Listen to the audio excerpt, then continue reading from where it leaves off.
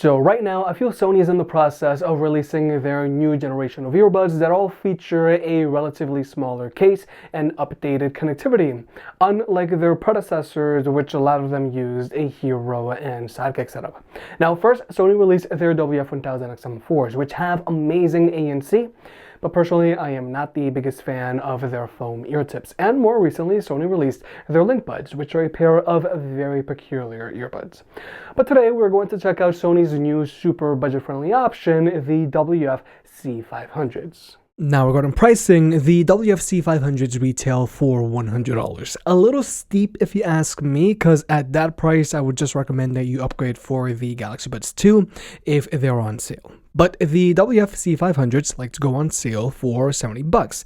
And at that price, these earbuds are doable. And just for comparison's sake, the LinkBuds have a retail price of $180, and the WF-1000XM4s have a retail price of $280. Both in completely different leagues from the WF-C500s. Nonetheless, if you want to pick any of these earbuds up, they'll be linked down below.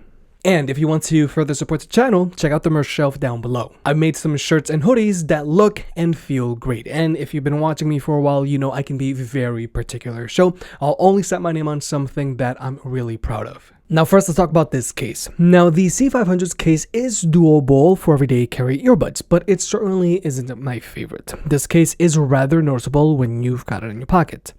However, this case is more manageable than Sony's last generation earbuds, like let's say the WF-1000XM3s, WF-SP800N, or the WF-XB700. Now from a user experience standpoint, this case is mostly textured plastic, so it's very easy to get a grip on this case, unlike the LinkBuds, which have a super slippery case. This frictionless snaps open and closed very well, and I personally really like that there are some strong magnets in this case. However, this is larger than your WF-1000XM4's case, and it's way larger than your LinkBuds case. Now, the WF-C500's case is also a little more noticeable when it's in your pocket than the Galaxy Buds 2 case, and personally, I do prefer the Studio Buds case here, because even though this case has a larger footprint, it is a little thinner. And just as you'd expect, this case is way more noticeable when it's in your pocket than, let's say, AirPods, AirPods 3, and AirPods Pro's case. Now, even though this case is a little on the larger side, it does tick off the right boxes when it comes to usability, like having a decent lid that is easy to open and close. This case is easy to handle, and you've got those strong magnets, which I think means a lot. Now, when it comes to battery life, the WF-C500s have an advertised combined battery life of 20 hours. The earbuds themselves can go for 10 straight hours, which is above average because most earbuds like to top out between 4 to 6 hours, and the case can supply an additional full charge. So if you're someone that works retail, or if you work in a warehouse and you like to wear your earbuds for an extended period of time, then the WF-C500s could be up your alley because the earbuds themselves have a really good stamina. But for comparison's sake, the WF-1000XM4s have an advertised combined battery life of 36 hours if you use them with the active noise cancellation turned off, and if you use them with the active noise cancellation turned on, then they have an advertised combined battery life of 24 hours. And then there are the LinkBuds, which have an advertised combined battery life of 17.5 hours, which is a little below average for upper mid-tier earbuds like these. But when it comes to charging these earbuds, the WF-C500s can only be charged up by using the USB-C port on the back. Unfortunately, this case does not have wireless charging, but I don't really think that's a big deal because a lot of earbuds in this price range don't have wireless charging. But now let's talk about the earbuds themselves. The WF-C500s fit like your standard pair of in-ear earbuds, like let's say the Galaxy Buds 2, Jabra Elite 3s, or Jabra Elite 7 Pros. As in, they go into your canals a decent amount. The WF-C500s are nothing like the LinkBuds, which rest in the bowl of your ears like the AirPods 3 or Galaxy Buds Live, and they have a hole in the center of them. However, I will say the WF-C500s are way more comfortable than the WF-1000XM4s. First off, the C500s don't go in as deep into your ear canal like the WF-1000XM4s, but more importantly, the C500s are using your standard silicone ear tips. Now, these silicone ear tips don't feel super premium. However, these silicone ear tips don't get super itchy after like 15 minutes, like the foam ear tips found on the WF-1000XM4s.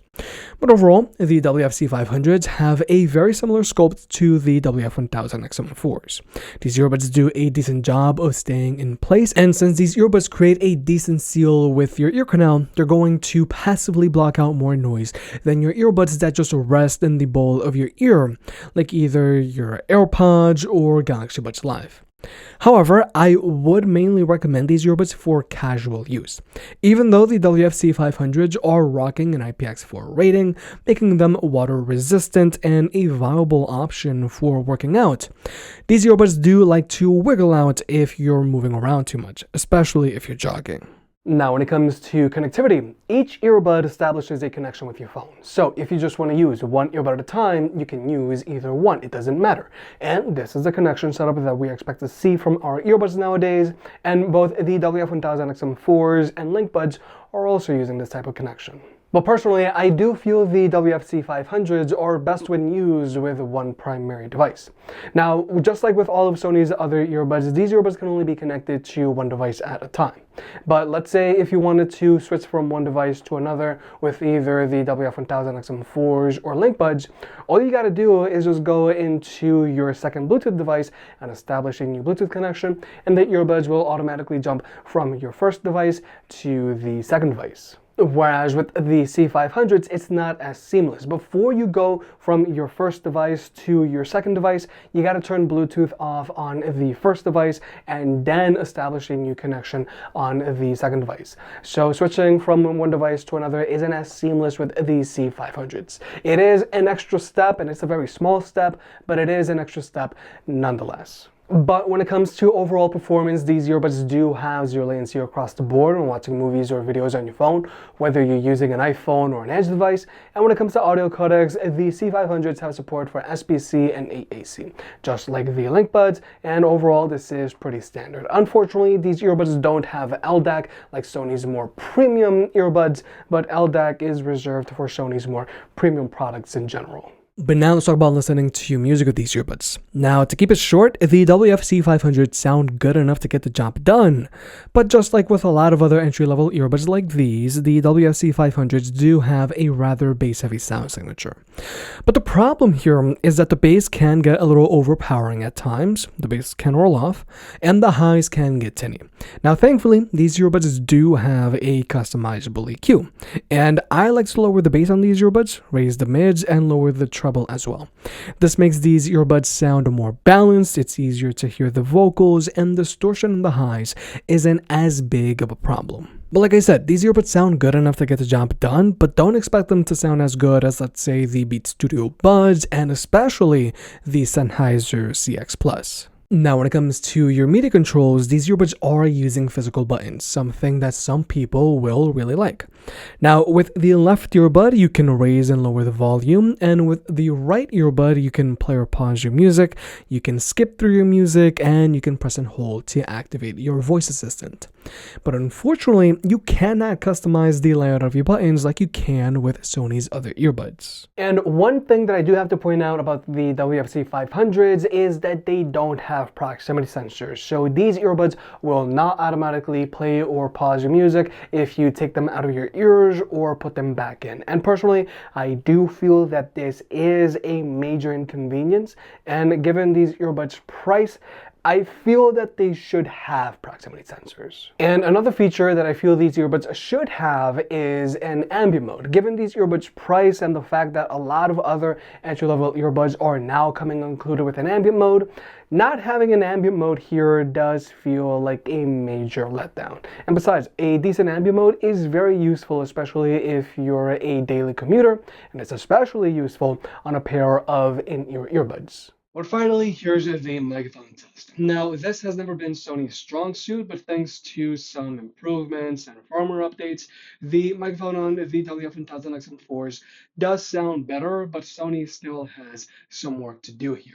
Now, the microphone on the WF-C500s does sound very robotic, but I would actually argue that it's easier to understand you with this microphone than with the microphone found on the more premium WF-1000XM4s. But finally, here are the link buds, which overall have the best performing microphone here, which is not really saying much. Now, this microphone sounds very similar to the microphone found on the WF-1000XM4s, except this microphone does do a slightly better job of focusing on my voice. The link buds also do the best job here of dealing with ambient noise.